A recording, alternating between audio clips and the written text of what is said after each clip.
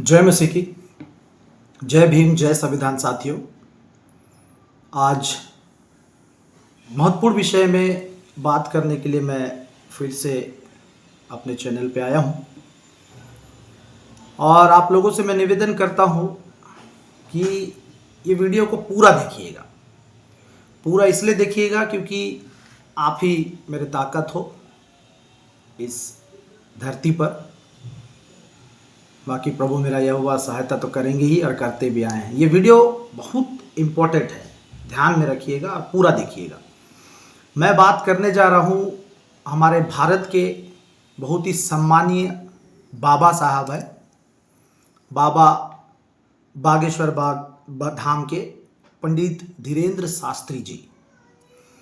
इन्होंने बिलासपुर के अपने दौरे पर बड़ा विवादित बयान दे दिया। ठीक है भाई, बड़े लोग हैं, बोलिए, कोई दिक्कत नहीं है, लेकिन ये भारत देश है, यहाँ बाबा भीमराव अम्बेडकर का संविधान चलता है, कानून चलता है। और हमारे छत्तीसगढ़ के जितने मसीह भाई लोग हैं, घबराने का जरूरत नहीं है आप लोग को। इनके बोल हैं कि बस्तर में धर्मांतरण का सबसे ज़्यादा खतरा, छत्तीसगढ़ में निकालेंगे पदयात्रा और जशपुर के चर्च के सामने करेंगे कथा, ऐसा इनका कहना है। 2 जून का मैं खबर देख रहा था lalluram.com में, जो बड़ा न्यूज़ प्लेटफॉर्म है। अब इन्होंने ऐसा तो कह दिया खुलेआम बयानों में। वहीं भारतीय संविधान और कानून क्या कहता है? सीधा सीधा धार्मिक भावनाओं को ठेस पहुंचाने का ये गैर कानूनी अपराध है।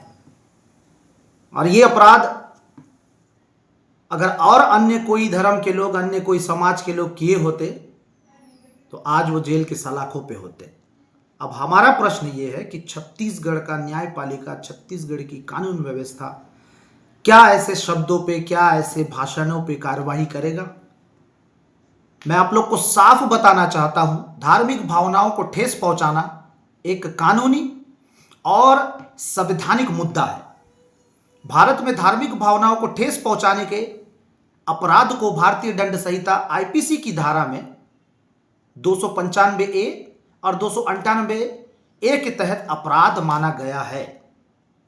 धारा 295A जानबूझकर दुर्भाग्यपूर्ण कृत्यों के लिए दंड का प्रावधान करती है, जिसका उद्देश्य किसी वर्ग के धर्म या धार्मिक विश्वास का अपमान करके उसकी धार्मिक भावनाओं को ठेस पहुंचाना है। धारा 298 धार्मिक भावनाओं को ठेस पहुंचाने के इरादा से जानबूझकर शब्द बोलने से संबंधित है। संवैधानिक अधिकार भी है हमारे पास इसमें। धर्म की स्वतंत्रता भारतीय संविधान के अनुच्छेद 25 से 30 के अंतर्गत, पढ़िएगा इसको आप लोग, उसमें जाकर के अपने हिसाब से उसको पढ़िए और जानिए। 25 से 30 के तहत प्रत्येक व्यक्ति को अपने धर्म को मानने, उसका अभ्यास करने, उसका प्रचार करने और उसका पालन करने की स्वतंत्रता प्राप्त है, लेकिन ये सिर्फ लफ्जों में है। और इसका कारण भी इसीलिए है क्योंकि बाबा भीमराव अम्बेडकर जी ने अपने लोकसभा के सदन में अपने पहला संबोधन में कहा था ये बात को कि मैं संविधान कितनी भी अच्छा बना लूं, जब तक ये सही हाथों में नहीं जाएगा लोगों को इसका लाभ नहीं मिलेगा। इसमें धार्मिक भावनाओं की रक्षा भी है।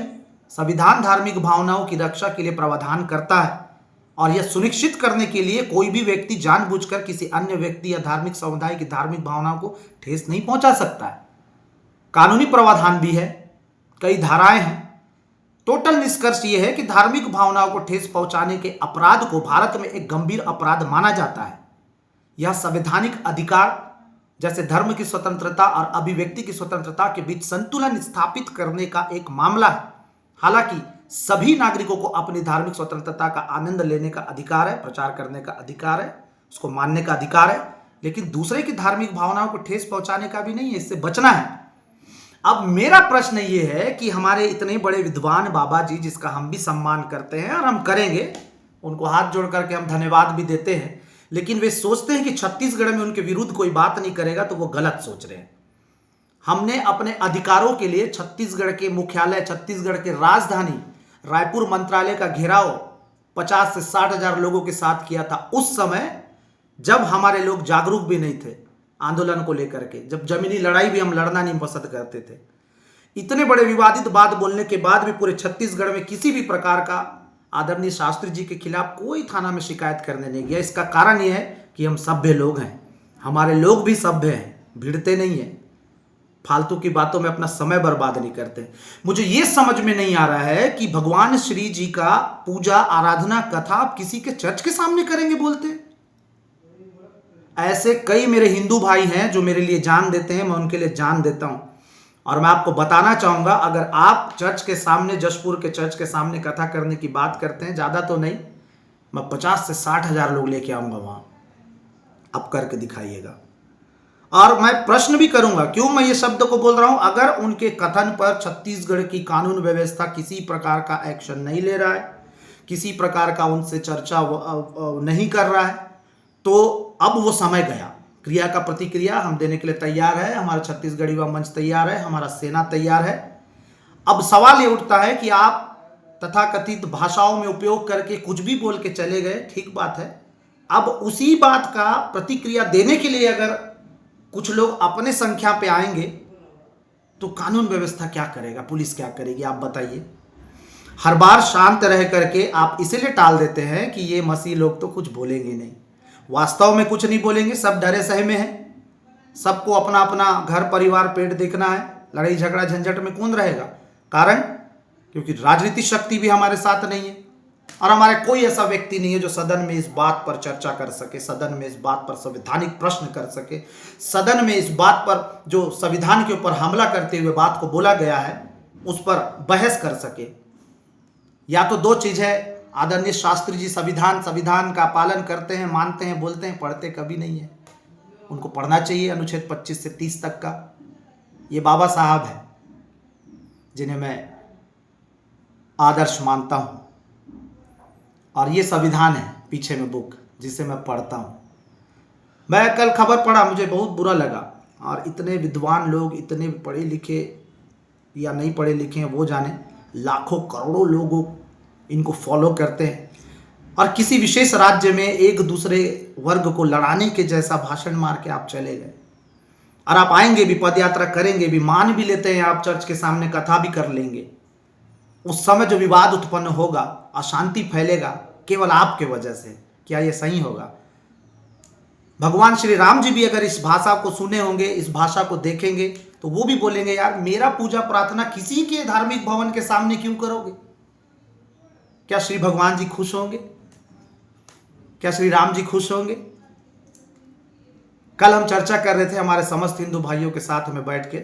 हम सब भाई भाई, हम भारतीय है ना, हिंदू मुस्लिम सिख ईसाई ST SC OBC, हम बहुजन लोग, हम सब धार्मिक हिसाब से सब मित्र हैं और रहेंगे। कोई राजनीतिकरण इसका नहीं कर सकता।